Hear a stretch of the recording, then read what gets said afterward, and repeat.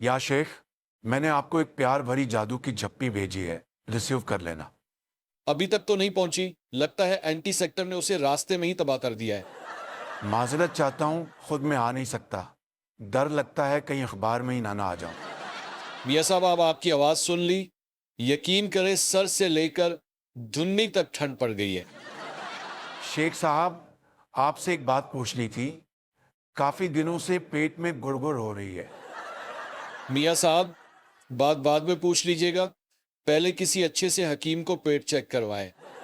मेरा मतलब एक जरूरी बात पूछनी थी, जो कई दिनों से मेरे दिमाग में फंसी हुई है। ये तो और सीरियस मामला लगता है।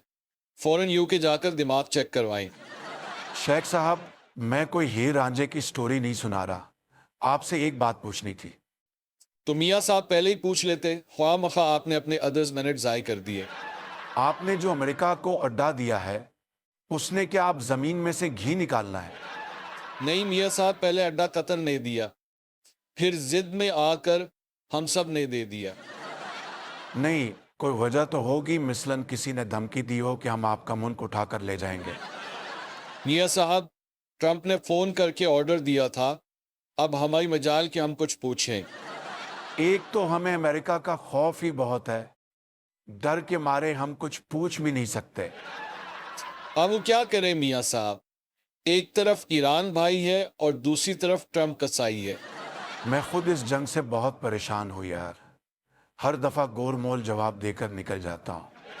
सारा दिन अमेरिका यहाँ से ईरान पर मिसाइल फेंकता है और शाम को बिल बनाकर मेरी तरफ फेंक देता है।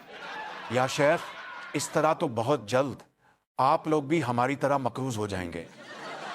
मियाँ साहब, ट्रंप तो छिपकली की तरह हमारे गले में ही फंस गया है, मनहूस मारा।